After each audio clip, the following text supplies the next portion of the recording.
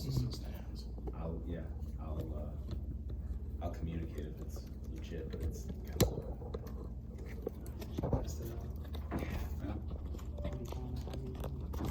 You do a try run before you I'll be gone at that meeting, Jason. I'm not there for the September 2nd meeting, which doesn't mean we can't do it. It would just be maybe Rachel.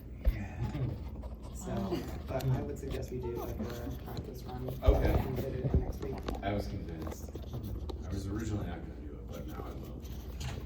Because you recommended it. Well, I think it would be smart. And we did test it, but it's always nice to see the guys numbers and.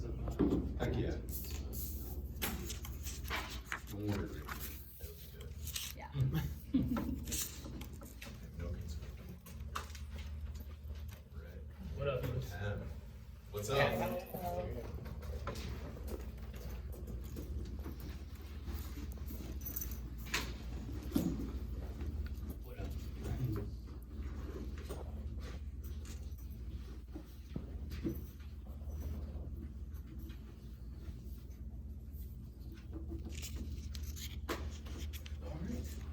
Welcome, everyone. I call this meeting to order. A roll call. You got it. Councilmember Blackledge. Here. Councilmember Greenberg. Here. Councilmember Paredes. Here. Councilmember Wagner. Here. Councilmember Sutton. Here. Fantastic. All right. Item A, updates on proposed 2026 budget. Yeah, thank you, Mayor Pro Tem. So my intention here tonight is to kind of roll out the materials in front of you. We've been talking about this for the last few months. We are at a point, of course, September is we have to finalize or preliminary or not to exceed budget. We'll call that out a couple times tonight. Last year was an example where we established a not to exceed reduction was made between September and December. So if there's any appetite for that type of discussion, we can certainly go down that road. Not looking to do too much adjusting between the two, but certainly possible, as much as anything, a reminder that we can't exceed. So we have to set your second meeting in September. That's where you're at, going in until December when it's final. So, I'll walk through a few things. We've got an hour set aside, as we traditionally do with these work sessions. We get 7 o'clock when the meeting starts. Need be, we need to adjourn temporarily, go on to the regular meeting, conduct our back. We can always do that too. So, we want this to be a council discussion. So I'll run through these items quick. Friendly reminder of kind of how we look at the process. Starts by thinking in the way the calendar year property is assessed and market value determined. That's up to the county assessor's office. In consideration, there are by statute dozens of types of designations for individual properties, residential, commercial, industrial, certainly nonprofit entities, but then even with residential, non-homestead. So those, as they come in for tax capacity, all have a different inflection, all have a different way of operating. So that part of the formula is done. On the other side, the city determined a budget and revenue. That's the process we're looking at here tonight. So under the city charter, the city manager, of course, the department heads, including the finance director here, who's here tonight, is responsible for bringing you forward a budget for consideration. I like to think we really start this process at the goal and priority section. We did that back in January this year. So really, it's a process of when you put those two numbers together, divide the tax levy by the city's total tax capacity, ultimately tax capacity rate. I call that out for awareness. Just want to get to a couple of sheets down. Do a little bit of comparison off the top in terms of levy increase compared to city to city. Certainly a value to that, but that's something I want to call out as we get a little bit further here. Some highlights for the draft budget. Fiscal disparity, again, even since the last time we met, that number wasn't available to us. You'll see there was an increase, $311,000. Be aware of that as we go into the next upcoming years. It's hard for us to always predict that year to year. There's always a little bit of a lag. So if you think in terms of where we saw kind of a big boom investment in industrial was, coming out of COVID, in COVID when all the materials were easier to come by. We saw, I won't call it a boom, but a significant increase in building. So again, a couple years later, you start to see those things start to cool. Again, there's a couple year lag, and so I don't expect that year to be the future, but a good year for us. When it comes to local government aid or LGA, these $9,800 probably, at an amount that level, call flat, it's less reduction. It wasn't a significant reduction, but all that's to be aware of too are two big outside sources of revenue. Something we've talked about by way of staff, the potential addition of a command staff to the police department. For good reason, PD, not just Robbinsdale, but for good reason, there are more administrative things that need to be done, whether it's through BCA, statutory, other regulatory bodies.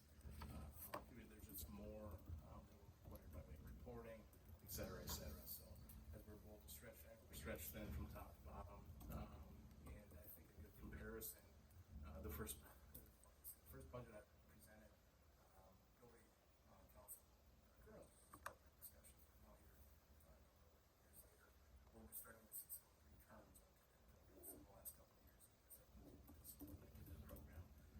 That's again similarly a year's long investment. So we're recommending something similar for the top end. Of course, not an additional chief. Adjustments to administrative staff. So I called this out logistically a little bit with you guys. That's been ongoing the last 7 months. I think in terms of public works, engineering, community development, finance, parks, all sort of have an admin type role, and what they do, of course, all varies. Some very specific to the department, some more universal. And in the last several months, we've had some turnover in the building official position that was in-house for a number of years, couldn't get it filled, went out a number of times. So you guys approved back this last spring, start of the year, to go out into the private sector. So with that, we have some of that goes away. So we're shifting one of the positions specifically talking about making an adjustment in the admin department. We shared elevating some of that work. So again, it's been for your consideration. Likewise, specific to finance, we talked a little bit about the building official moving away is as that position and its admin roles went away, there was an opportunity to sort of readjust elsewhere in the building. One thing that we did, as an example, there's a thing in terms of utility use, so utility billing and finance, there's a part of that usage, so high usage. Okay, well, here's an opportunity. Let's get it refined. So really not as far in the weeds as I want you guys to be involved, but just so you're aware that this is how we're looking to track things up. So as the position goes away, we're moving things around. You're aware of that. Again, some of the things we've talked about sort of outside of our control, insurance currently estimated an increase of 11%. Insurance is so expensive, but for good reason, we want good insurance for our employees. So you continue to pay a reasonable share of that. We'll continue to work through the paid family evac. You'll remember a couple of years ago, the legislature made some updates as to what that looks like. We're required, like every other employer, to the statute says, building that out. It will include some agreements. We took staff input here over the last couple of months, calling out part of that. We are negotiating with all 5 groups here with representation of the city. So some uncertainty remains, but this will help give us guidance to go forward. The last couple items I have on your memo, just again, we've talked in terms of year to year what that levy increase will look like, but I do want to talk about for the city just a bit. So my second page, but if you jump to your third page, fourth page, where you've got that handy dandy chart. You can see what we propose based on some of the conversation we had in the most recent work session, a potential for an 8% increase. Again, think in terms of your budget, your levy, looks kind of 3 areas: general fund, operational, debt servicing, and your HRA. So your bottom line, your total levy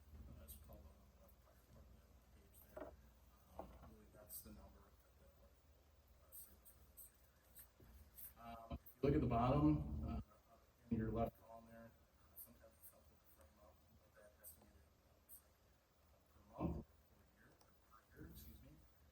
That's for the median value home. Sometimes we use inflation. This is what's going to look like for individuals to make it more real terms. If you go to page 5, again, where I was talking about property tax capacity rate. I've highlighted a few cities, some by geography, some by makeup. So you can see there are varies pretty significantly throughout the county. Some of these lower rates, if you think by way of total value, so if you get $1 million house versus a $100,000 house, say these are $1 million communities versus otherwise, but as that value goes up, that percentage comes down. So they're very different. Some of these cities we're not calling out. I don't think our capacity is to a point that the alarm bell should be going off. And then the last page I have in your memo here again is just kind of a reminder of some things that staff went through, 2025 goals and priorities. We looked at executing some philosophies, some are items. This is on track. Really the framework for here tonight. So that's me rambling on, looking to set the stage for you all to hopefully give us some direction here as we go into the next month or so. Like I said, that second meeting is where you'll say your preliminary amount to exceed. Before we jump in, I want to offer my thanks to Dia. He's here tonight. He and his team put a lot of work into this. Department heads, of course, my thanks to council because we've been doing this without all the thoughtful work we've done over the last 7 months. So. Awesome, thank you. Any initial thoughts on his feedback? Just 2 questions to start. I know, the fiscal disparity and the LGA, given that these are projections, forgive me if you, shared this previously, but do we have, an expected date of when those are firm and finalized?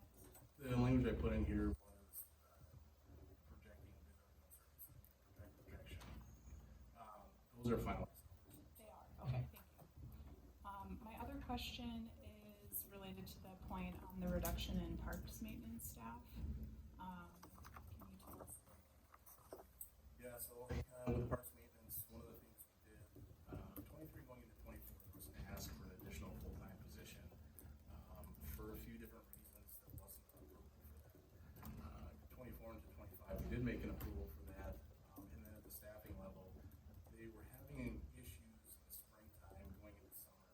And what they did was just to go out and for, good luck, much like I think it is for the stories about our engineering interns, we're able to fill in with some part-time folks.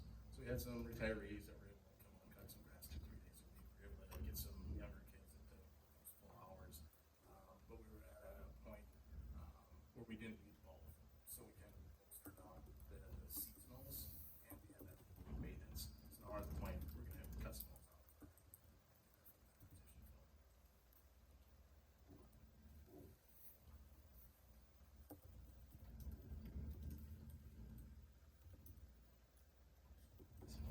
you.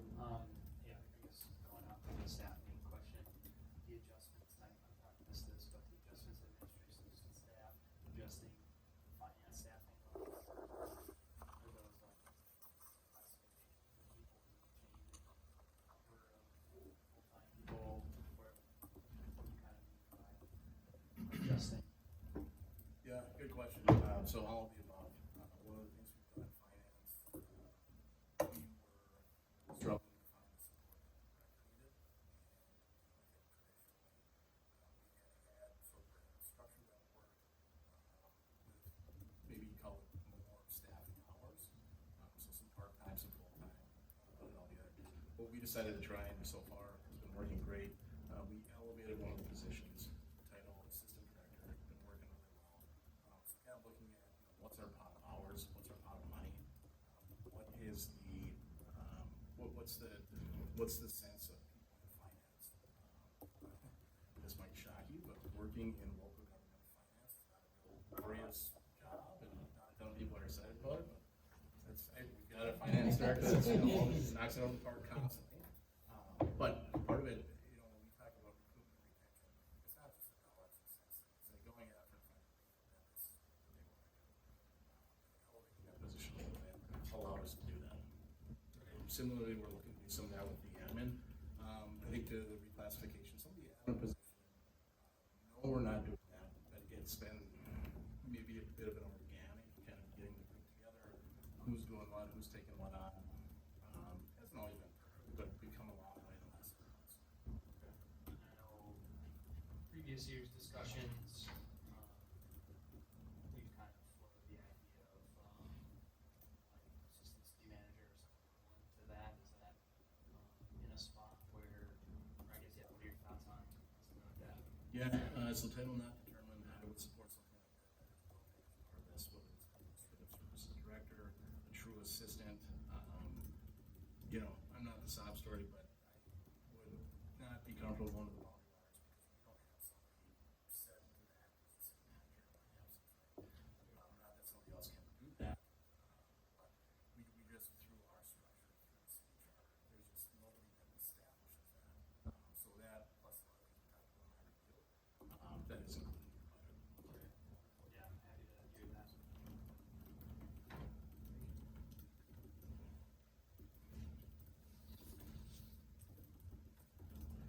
Brandon, may I ask, have we looked into, like I know earlier in the year we looked at an AI tool for Chase to take meeting minutes. Are there other forms of technology or AI that we looked into to help streamline work to offset, you know, for additional bodies?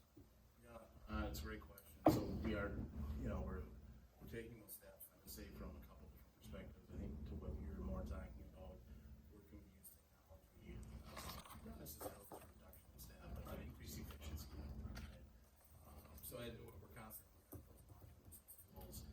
Some things that I would call out where we're still getting caught up, you know, in the last year or so. You made some major investments in your city website. It's something that help doing the communications. And to get the other platforms caught up to that, it is taking more time. So to get some of the stuff that are like your finance, development, engineering, that stuff is actually going to the fall this week, is it? Next week. Next week. So like it's happening in real time. These things are a bit more incremental than maybe the private sector, so we are doing that. The other thing that I do want to call out AI, we have to regularly, we're having to dedicate more resources to be, you know, safe and secure. It's not what happened in St. Paul with ransomware and those types of things. You know, I don't want to get into any, like private issues, but there are things that, you know, are occurring that we have to keep on. So it's kind of a two-faced piece, but absolutely we're updating where we can. There's like a lag again, that BSNA upgrade is taking 7 months to get there. That was the last budget, so we're piecing this thing together. Did you want to say something about that? Or No, only thing I want to address in the budget that we used to build in deficit. That was the police coming to get the stuff maybe 26, 27.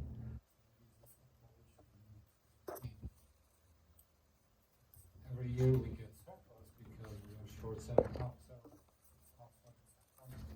It's coming to end with officer this year. That's coming in the next 2 years. So this approach for time being is good, but it will need to be changed.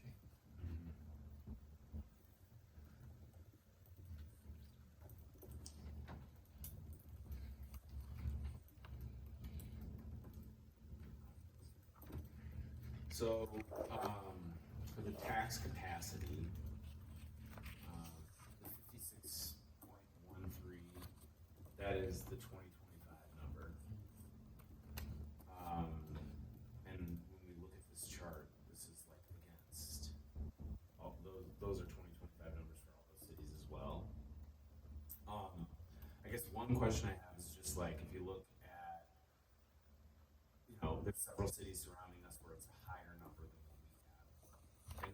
And we said there's the formula of the home values times the total, or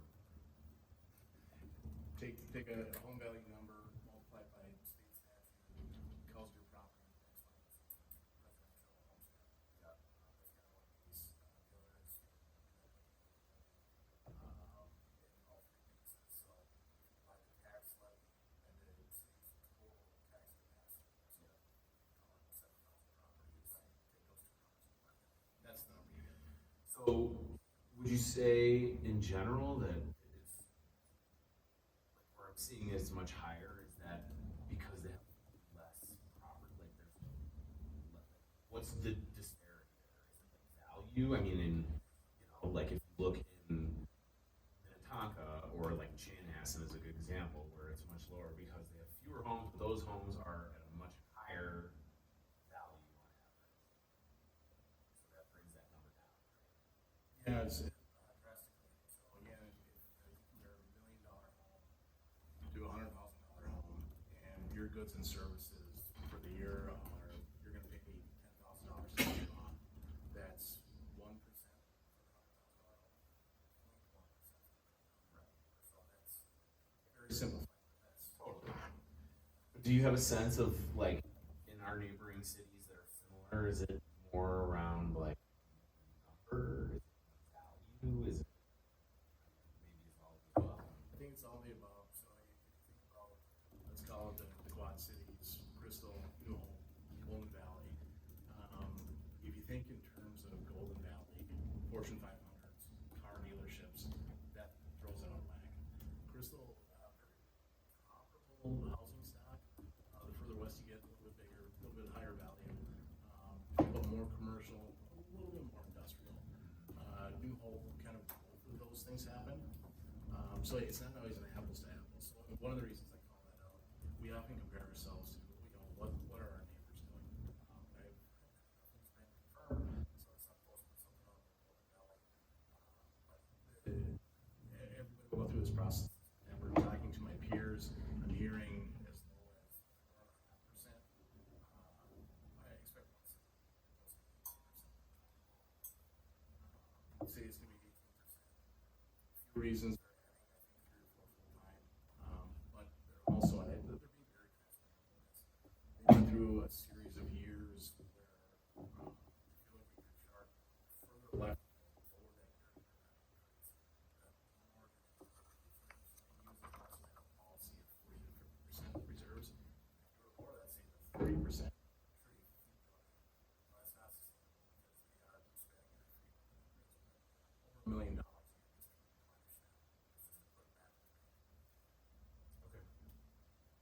So I appreciate all that information with that context, like looking at the proposed levy, which would then get our tax capacity rate over 60%. From your perspective, or maybe Dia's, but like where is the, like you're at 56.13, like not terrible, 60, closer to whatever we don't want to be at.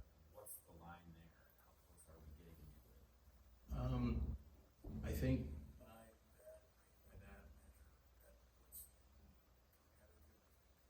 It makes you, one of the measures of success in the past, I'm not saying it hasn't been, but if it were to be a lower capacity rate, then sure, that indicates success. You guys also don't necessarily say you have to be there 60%. For good reason, a lot of it's dependent on your control,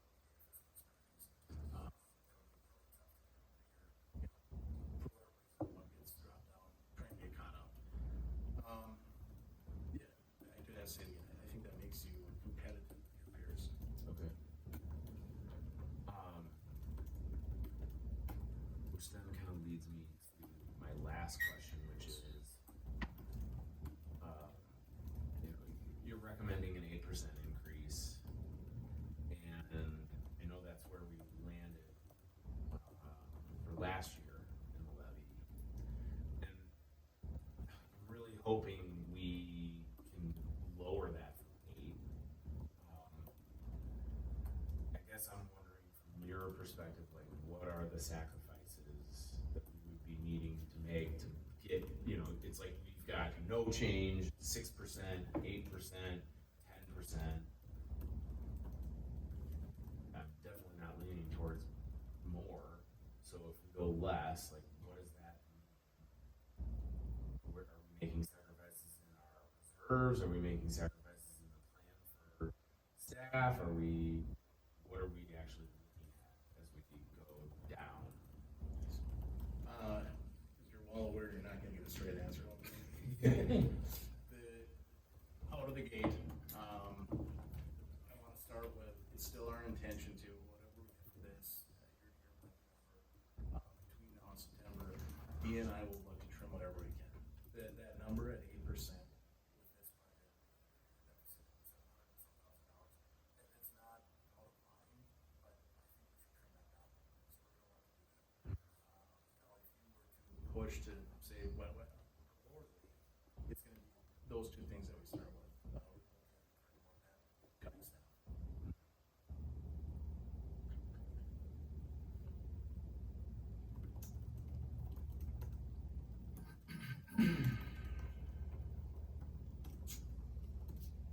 I'm gonna ask you a delicate question. So you said cutting staff, so if we go lower than 8, I mean, would you say it's fair to say that we're kind of bare bone right now?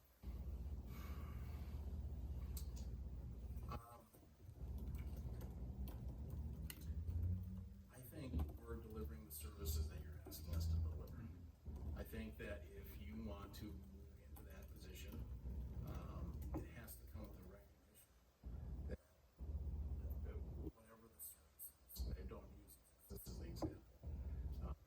But if it's gonna take an extra couple of days to clean up the park, if it's gonna take an extra couple of days to get your call back from UB, if it's gonna, there's long been a desire for a high level of service. I think we're doing that.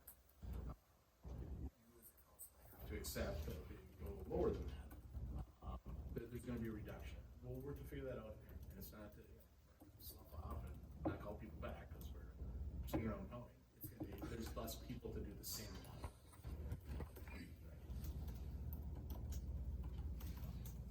We do have great services here. Yes, we do.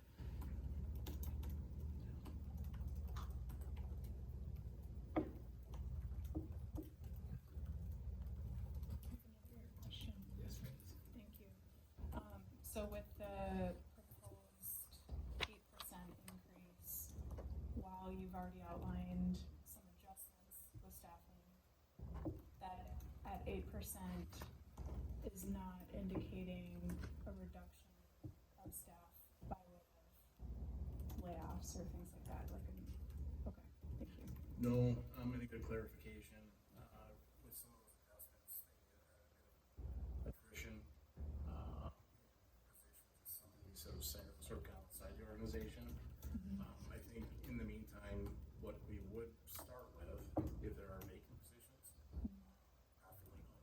So, that's still not off the table, where I say we're still gonna do a little bit, kind of tightening the bolts here in the next month, when we get direction, hopefully here tonight. But that is not off the table.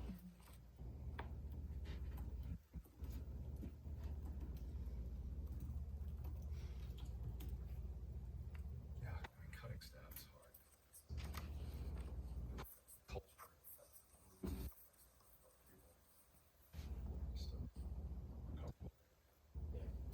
You know, I think for our last conversation, we talked about this too. I think that was like a top priority for us, was maintain the quality of our resident that we have here. I had all the great questions that everybody asked me too, for taking time to put this together. Yeah, I can see the benefits based on what we talked about in the past and kind of where we're going. I appreciate the fact that we think about how can we be mindful of our could live without full-time units. That contact. And then like just even looking at some of the numbers, whereas what the increase would be for our community members, just based on that kind of, it's always a conversation that I think Mayor Sutton always brings up, which I appreciate that. Is that our just think about that, like I think that's somehow in the forefront as well too. But really do appreciate that. I think this was pretty satisfying what we asked for.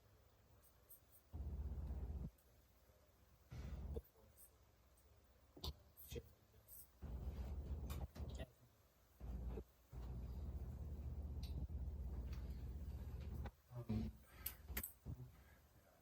Yes, please. Remind me, like, so, what's master plan, right? Which I love.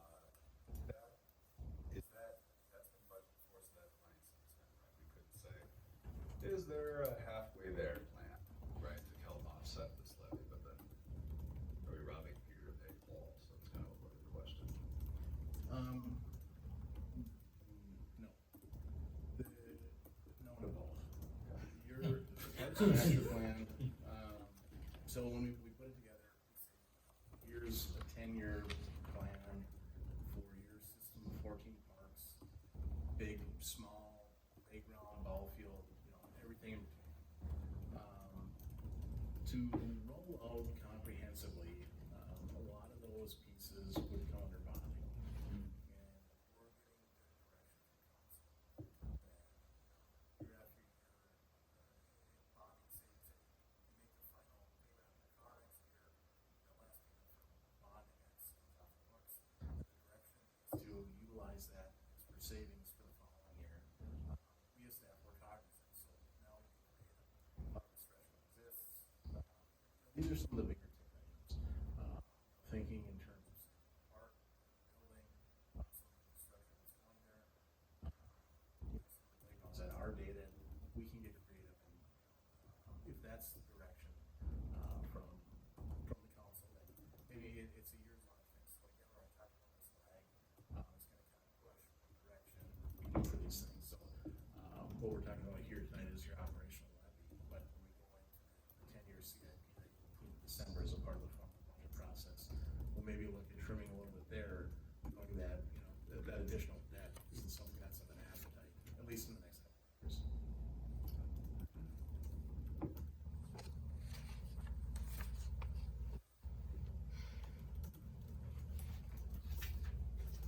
Alright, so, yeah, keep going. My question is for councilors who have done this prior, and that being the first time doing this.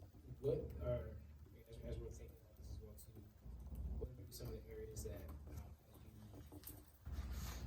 as you start to finalize the budget, that you like really were like accustomed to being more, paying more attention to, or being more cognizant of, just for us, like, as we get on top of some of the things, or as we get in the forefront?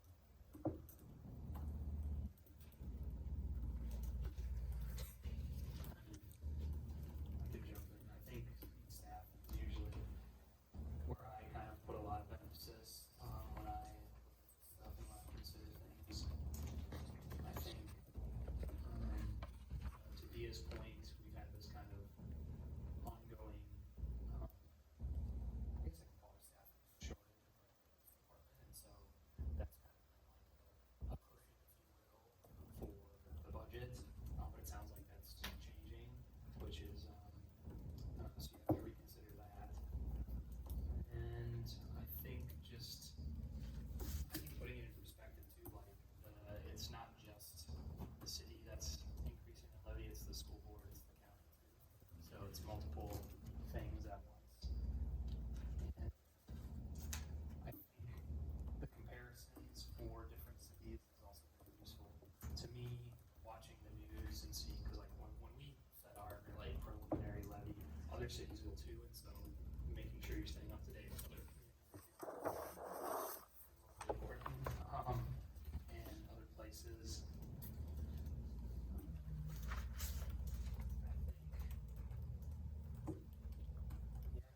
That's kind of what my go-tos are. I would agree, especially around staffing. I know we as a council have had that conversation before. To add to what Aaron's already shared, I think the communication piece, and setting expectations for residents who are interested in this information year over year, that while there may be a short-term benefit to be reactionary and change the levy by a lot, and then draw that back to the next year, I think there is value in keeping things steady. I think that can be a responsible choice for a lot of reasons, including what Dia has shared about some of the changes that we need to prepare for in terms of our public safety staffing. So with all that said, I feel most comfortable with the proposed option at 8% right now. And as a reminder too, I think the first time time that we were provided a series of options. The first proposal was higher than 8, and so it's nice to see all the creative adjustments that staff has made to make 8% work, especially without impacting services, staff, and without a reduction of our workforce. Jason, were you here when we set the levy last year? Well, The preliminary one? yeah, because I started in August, so yeah. What was your percentage? Yeah. Yeah, I mean, Perspective on all that. so it's like you're setting the not to exceed number, which like you can kind of give yourself a little bit of cushion on the top end. You can't go above that, so it's giving you an upper threshold of where you're gonna be.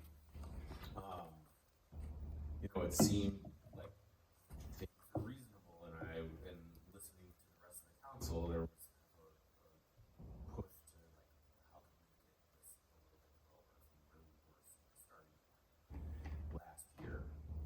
I guess the other thing that really like jumped out at me is that there's also, I mean, so this is the operational budget, which is different than like CIP, which we'll also be discussing, but is a separate piece. But that like, I mean, one of the conversations is the trade-off of, if we don't have a full-time, if we're not filling a full-time position, but we budgeted for it, there's a whole conversation about like, well, if it's a really bad winter, that might get you upside down quick versus like a mild winter, and it's like, oh, it works out great. Or, what's that? Or what's or yeah, exactly. Like, unforeseen expenses that you can't control. So that's something to think about. And I guess from, in addition to all of what they've already said, which is totally relevant and I think important to consider, the other thing that I tend to think about and that I thought about last year is just like the individual impact. So you get the last, like this number at the bottom, which is showing like, for an average household, here's how much money that means. And like, think of that in terms of like your budget. Think about that in terms of somebody that's on a fixed budget and doesn't really have a lot of wiggle room in the way that they're operating. And so it's like, oh, well, the difference between the 8% and the 6%, that's only, $30-ish a month. But like for somebody that's on a fixed income or like can't doesn't have the money to address the increase, that's like a significant change in any of these. I mean, you're talking about over $1,000, almost $2,000 for the year.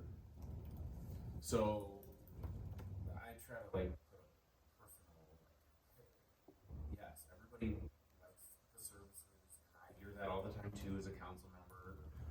And that's a testament to the city, to the staff, and to the work that's been done, which is when I talk to residents, or really anybody in Robbinsdale about city services,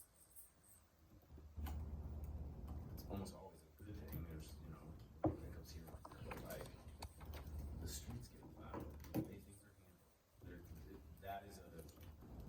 That's a positive for residents, but at what point is it like, well, if I have to spend another $2,000 a year to like keep that level, would I be okay at 95% and saving however much, right? Like, so I just think it's helpful to like put it in real terms. How much time? It's like that.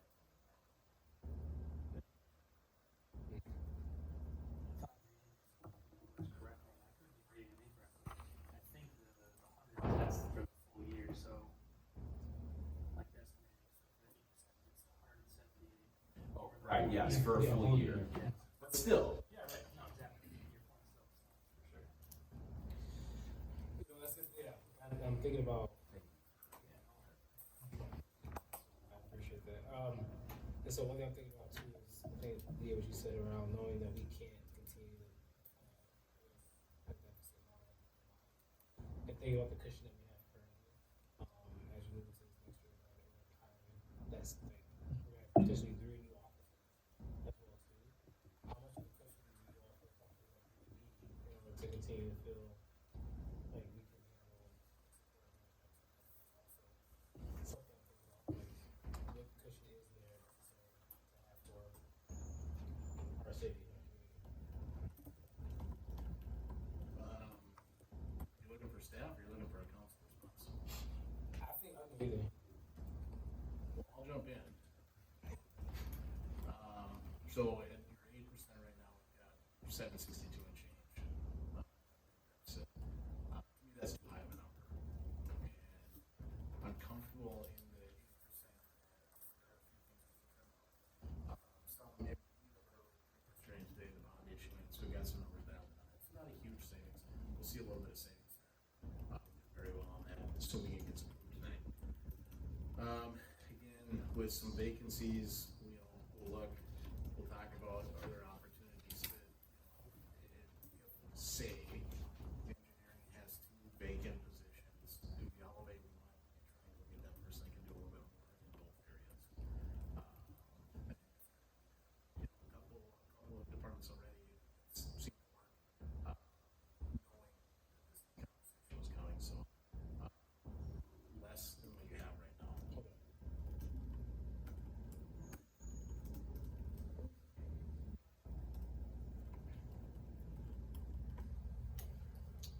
Yeah,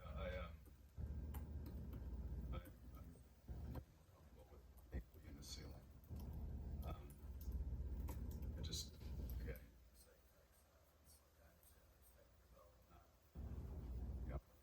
consolidate, right? Not hire additional positions, but it's just that has cascading effects across the organization and across residents. I think you would agree, because I've heard you say before, I don't know if any of the other council members have heard from their constituents, but I get a lot of compliments on how your looks inside. A lot of compliments on how and it's, to your point, it's an extra $14, right? A month. I think what you it's getting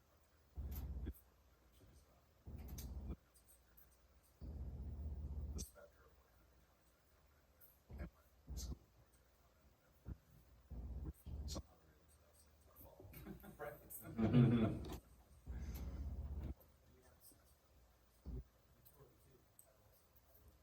Right. That's if I can call a couple things out, here, start there. So your schedule going forward here, as we get this put together, going into November, maybe October, we'll have a similar work session when we discuss things. We'll talk about where we at this year, going into the next year, forecasting a little bit of our infrastructure, moving these around, real estate, keep the 5%. We share that out, like you say, wet summer, the dry summer. So more to come on that. You'll ultimately approve all those in December. The final operating levy, utilities, and the capital in December. A couple other things I want to call out real quick. In 2025, quick reminder, this was touched on, when we went